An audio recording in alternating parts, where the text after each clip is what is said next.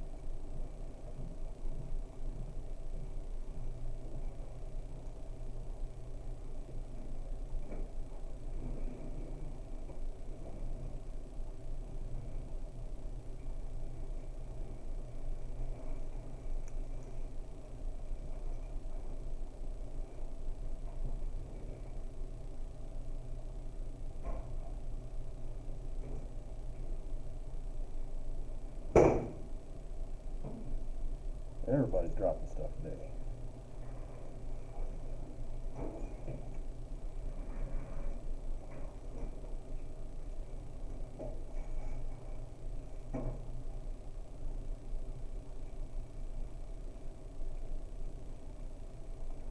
All right, let's go ahead and take roll. Isaac. No Isaac? No. Zamian. Also no. Aileen. Here. Nevia. Here.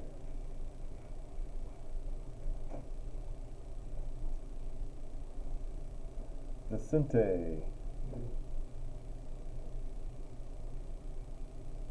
Alyssa.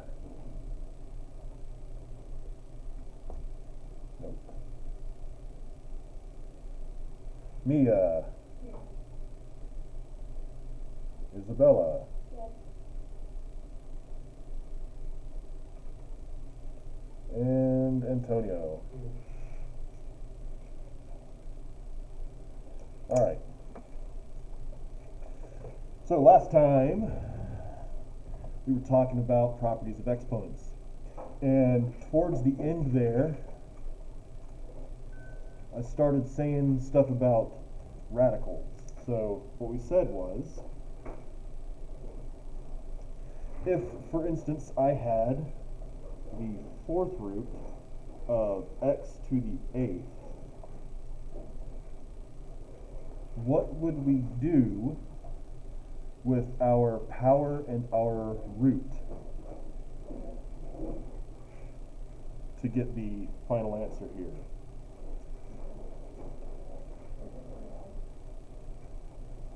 Anybody?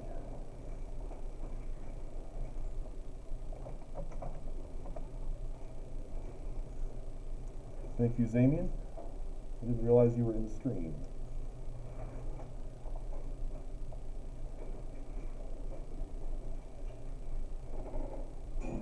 Okay, so once again, if we look at this number here, x to the eighth, this root is going to do something to this power here. What's it going to do to this power?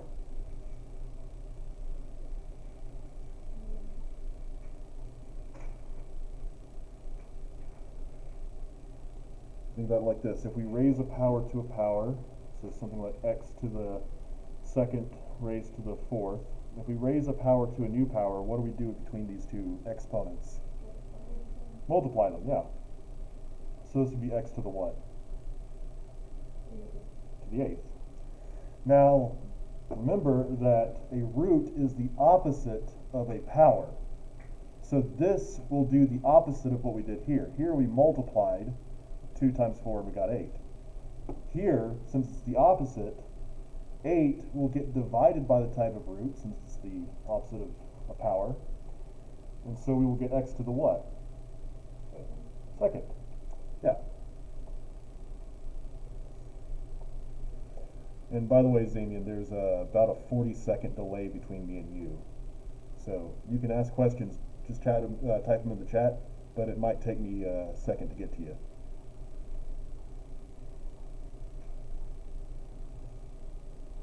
Okay, so this is where we kind of left off with that. Now what this means for us is that we can write this a slightly different way. We know that we take a power and divide it by the type of root if we have a setup like this. So another way to write this would be 8 over 4 as a power,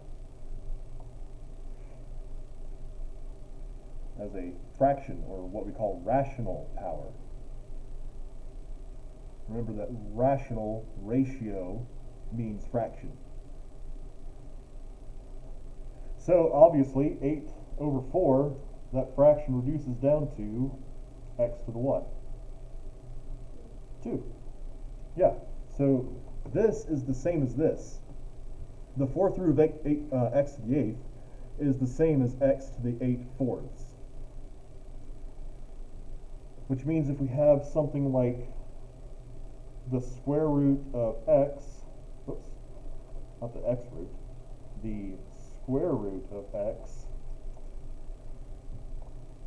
First of all, what power do we understand is on x right now? 1. If there's no other power listed, we understand that it's 1. So this, if we converted it into what we call exponential form, so if we converted from our root to our exponent form, this would be x to the what? No. Think about how this went. 2 divided by 1. Not 2 divided by 1. Or 1 divided by 2. 1 divided by 2, or 1/2. Okay, so remember, the power is what is getting divided, and the root is the thing that's dividing. It's the thing on the bottom of that fraction. Okay, other way around, if I had something like x to the 3/4, and I want to convert this, what type of root do I have? What's going to go in this crook? 4. And we have x to the what under here? 3rd. So roots and rational powers are just the same thing, just put in a different way. Now these can be kind of useful to us, because if we have something like the square root of x times the 3rd root of x to the 2nd, well, how do you multiply that? These aren't like in any way, shape, or form. First of all, this is x and this is x squared. This is a square root and this is a cube root. So how are we going to multiply this? Well, we can convert these to their exponential form. So we already know what this is as an exponent. Square root of x is x to the what? What? 1/2. And then this as an exponent is x to the what? 2/3.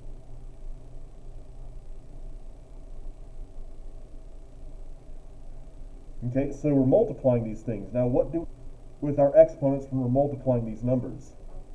Add them. So really the problem we have here is 1/2 plus 2/3.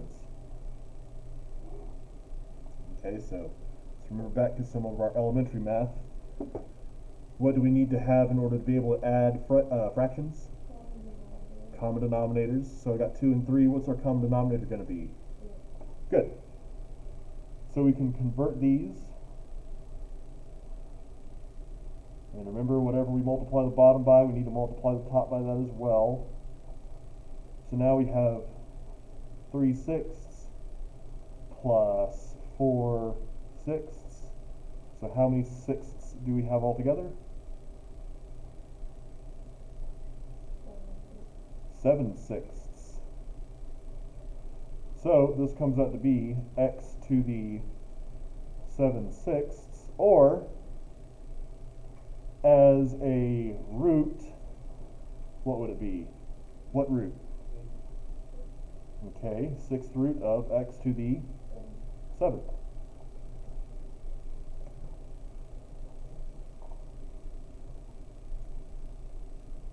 Okay, so it's helpful to remember that when we're working with these radicals, these roots, that really they represent a type of exponent.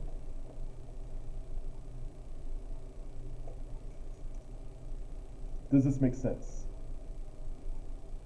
Any questions so far?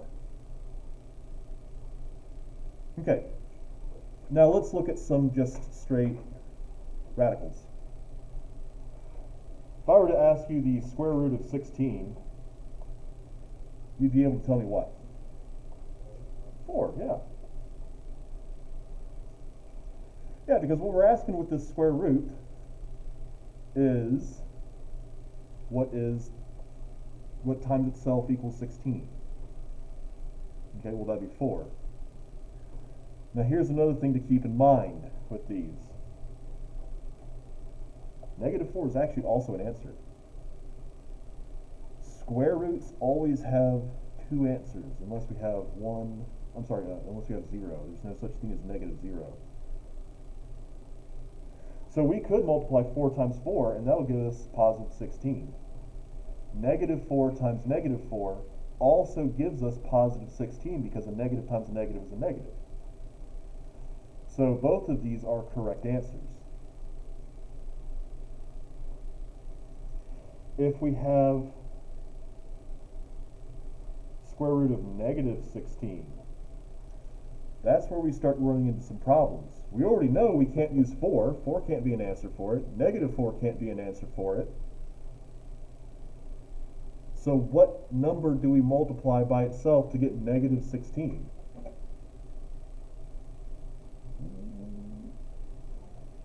I don't know.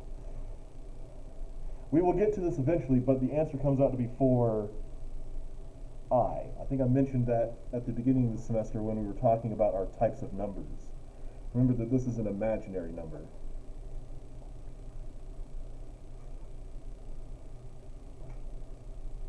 But for right now, what I want you to remember is that as we're working with these roots, they do always have 2 answers.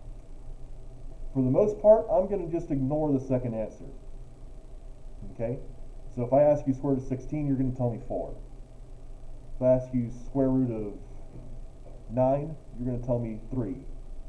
Don't worry about giving me the negative answer for now. There will come a point that I will start asking you to give me the negative as well, though. Okay? So let's try another one.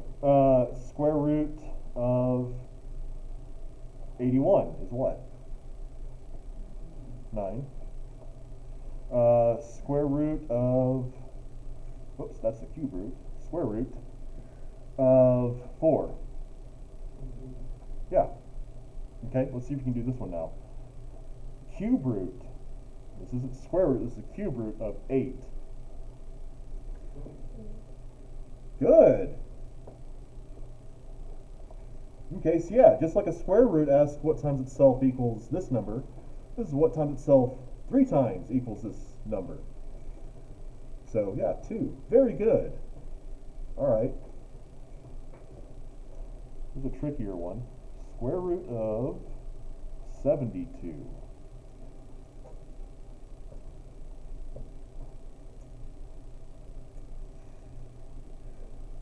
Yeah, there's a problem here, isn't there? In fact, if I get my calculator out, let's see if we can see this number here.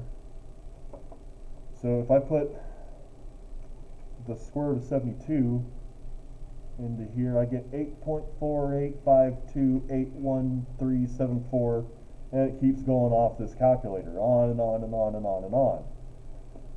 Anybody remember what type of number that is? Doesn't have a pattern to its decimals, but the decimals keep going on forever. Is what?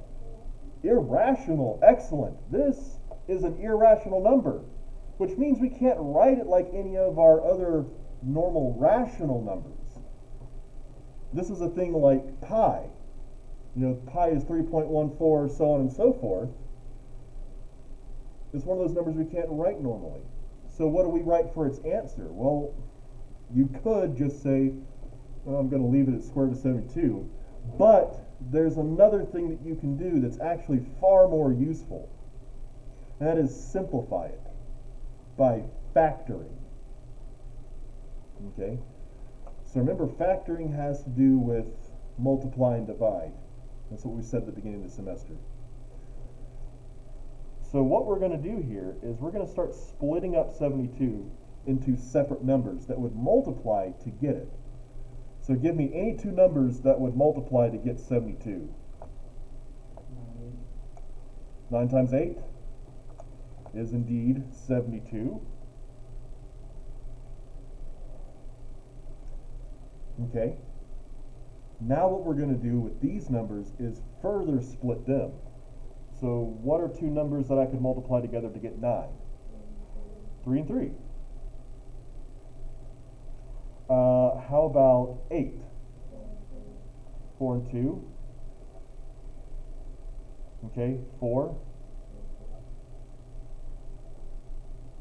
And that's really as far as we can go, because if we look, 3 is what two numbers? 3 and 1. It wouldn't get us anywhere. We just still have 3. That's because these numbers are prime. 3s and 2s, they're prime.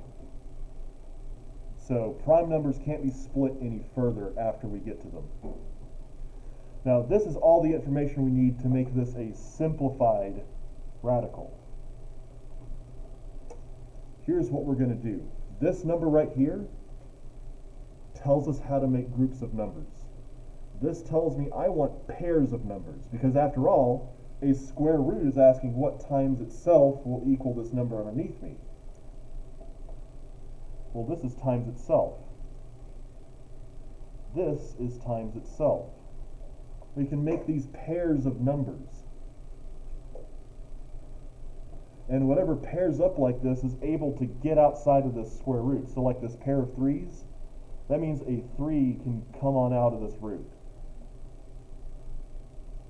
2, same thing. I've got a pair of 2s. That means I can go ahead and take him out. Now remember that all these numbers originally were multiplying, so they need to multiply out here as well. However, I've got a problem. One of my numbers did not pair up. That means it can't get out of that root. It's stuck there. So if we go ahead and multiply 3 times 2, we get 6 square roots of 2. This is a simplified form. And the reason this is preferable to this is because this 72 has all of these numbers tied up inside of it. And so unless we have another square root of 72, we can't really do a whole lot with it. It wouldn't be a like term. However, if we simplify it and get as much out of it as possible, 6 is something that we can deal with. I mean, I can multiply this by 2. I just have to multiply 6 by 2, that's 12, so I have 12 square roots of 2. Okay? That square root of 2 that's left over is something a lot easier to work with radicals as well. It's a much smaller number. Any questions? Okay. We can of course do this with roots that come out to rational numbers, normal numbers. Square root of, let's see what's a good one.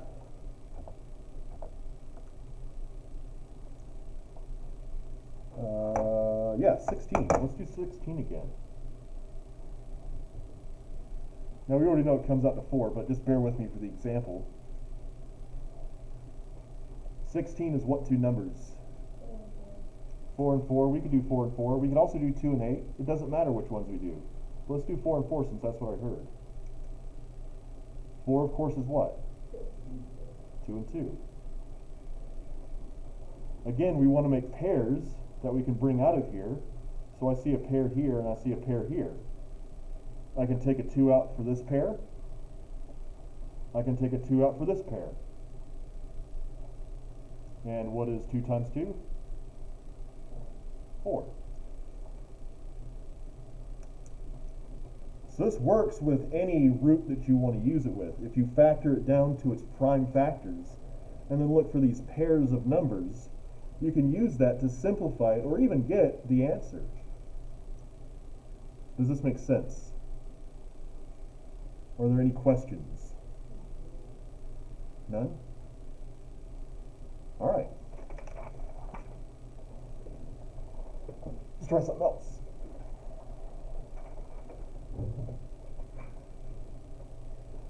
This, of course, isn't specific to square roots. It works with any root. We've already done cube root of 8. We already know it's what? 2. Okay? So know this should equal 2. Let's see what happens when we use our factoring method. So what 2 numbers will multiply to get me 8? 2 and 4. What 2 numbers multiply to get me 4? 2 and 2. Now the difference here is that this is not a square root, it's a cube root. With a square root, we were looking for pairs. With a cube root, we're looking for triplets. So 3 numbers that are the same. So do we have 3 numbers that are the same? Yeah. So we make that match. That number gets to come out. 2. Does this make sense? Okay, good.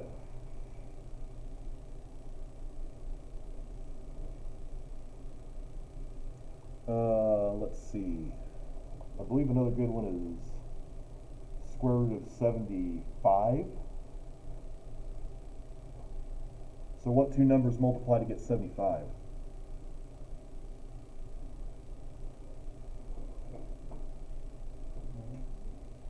Huh? Well, think about money. If you have 75 cents, how many quarters is that? Yeah, you have 3 25-cent pieces. You have 3 quarters. So 3 times quarters is 75 cents. Okay. What's 25? 5 and 5. Do we have a match? Yeah. What's left underneath the root? Good. All right.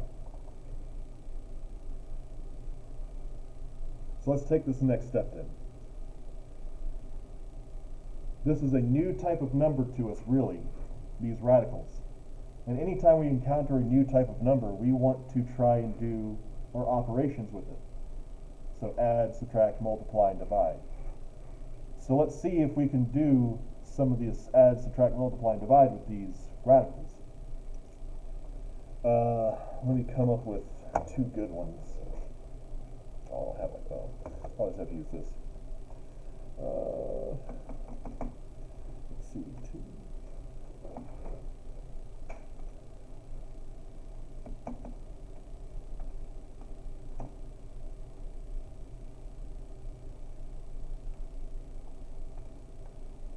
There we go. Let's do square root of 18 plus square root of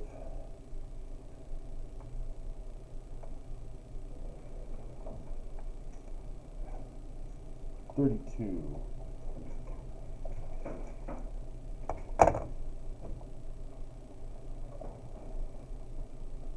Okay, so as these are right now, we can't really do anything with them.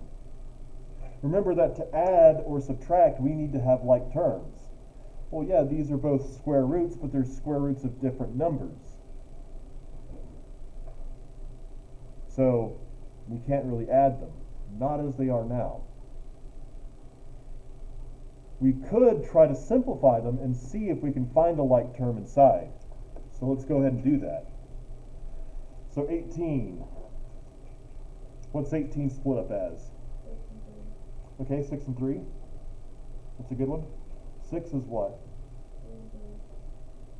Okay. So, do I have any pairs that I can make in this tree? 3. So, what comes out of this root? A 3. And what stays in the root? Alright, so we got 3 square roots of 2 out of there. Drop our plus down. 32. Split it up for me. 8 and 4. Good one. You can also use 2 and 16. It does not matter what you start with, as long as these two originals multiply to get the number. So 8 and 4. What is 8? 4 and 2. 4. 2 and 2. Okay? Do we have any pairs? Do we have more than one pair? Yes, we have 2 pairs. So, what comes out of the root? 2 2's, and just for time's sake, if we have 2 2's come out, what's that going to give us on the outside total? 4. And what's left in the root? 2. So, now that we've simplified these, we can see that this is 3 square roots of 2 and 4 square roots of 2. These are both square roots of 2. That means they are like terms. So we can go ahead and add these. If I have 3 square roots of 2 here and 4 square roots of 2 here, how many square roots of 2 do I have all together?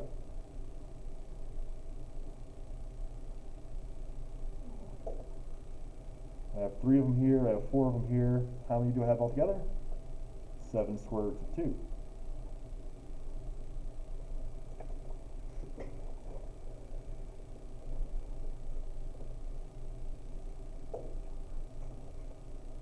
Any questions?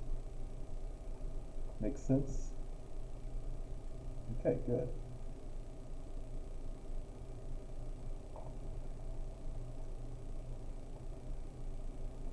Let's try another one.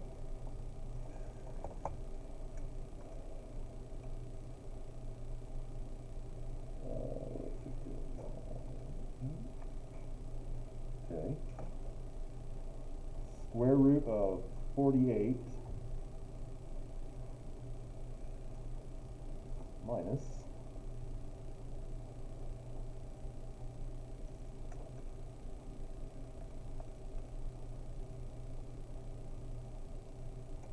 square root of 27. Okay. So we're going to tackle this the exact same way. We just have subtraction now. So, break up 48. What do you get? 6 eighths? 6 and 8, yeah. Good. 6 is what? 2 and 3, yeah. Either way you want to say it, it's fine. 8. 2 and 4, 4. 2 and 2. Alright, do we have any pairs? Do we have more than one? Yes. We have one pair right here, and we have another pair right here. They don't have to be right next to each other. You can make a match across those branches. So, what's going to go on the outside of our root? Altogether, what's going to go on the outside of our root? 4. We're able to take a 2 out here, a 2 out here, together they make 4. What's going to be left on the inside of our root? 3. Yes, y'all are catching on fast. I'm very impressed. All right, 27. What can we break up 27 as? 9 and 3. 9 is what? 3 and 3. So, do we have a pair? All right. What comes out of that root? And stays in? So, I've got 4 square roots of 3 minus 1 square, I'm sorry. 4 square roots of 3 minus 3 square roots of 3 is how many square roots of 3? Yeah, 1 square root of 3. Or we can just say square square root of 3. And if I ever don't put a number in the crook, that means it's a square root. A lot of mathematicians do that.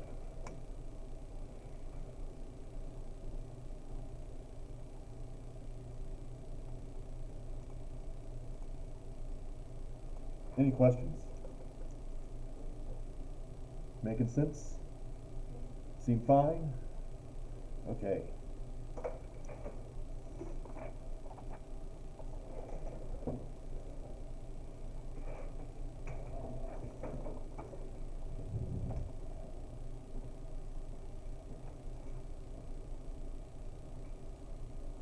Next,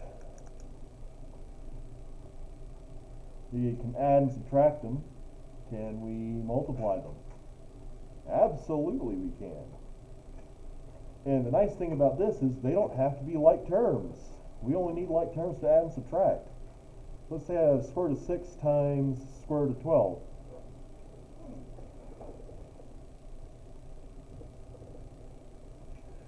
So one thing that we can do here is we can multiply 6 times 12. And that gets us what? 72. Now 72 is a big number. And these are already small numbers. Why not just break these up instead of trying to break up 72? So 6 is 2 and 3. 12 is 2 and 6. 6 is 2 and 3.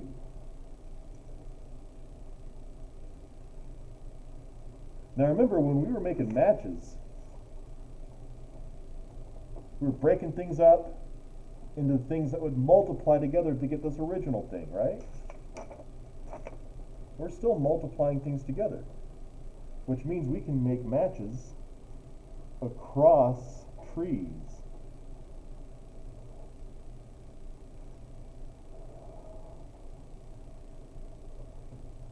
So I have a pair of 2s and I have a pair of 3s.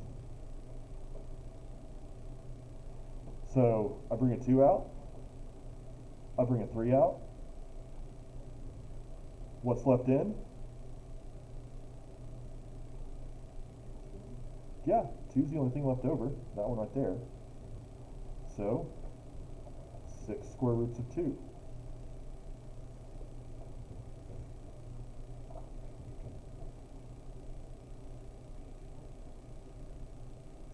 Like I said before, you could multiply 6 times 12 and get, where did I put that paper? 72, there it is. You could multiply 6 times 12, get 72, and then break it up. But these numbers are a lot simpler to break up. There's a lot less that you need to do to get to your primes. So I would do it like this. Any questions there?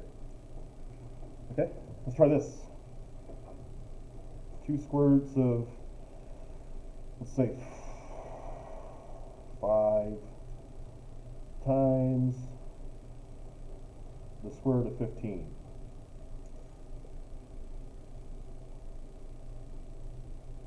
Okay, so 5 is already prime, isn't it? So we can't break it up. But what about 15? 3 and 5. Yeah, that's it. So, I don't see anything to match 3 up with, but I can make a match with 5.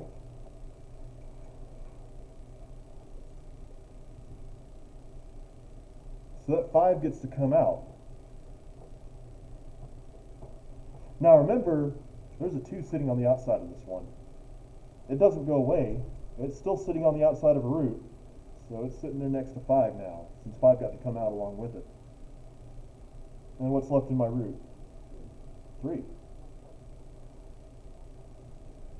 So altogether, we have how many square roots of 3? 10 square roots of 3. Perfect.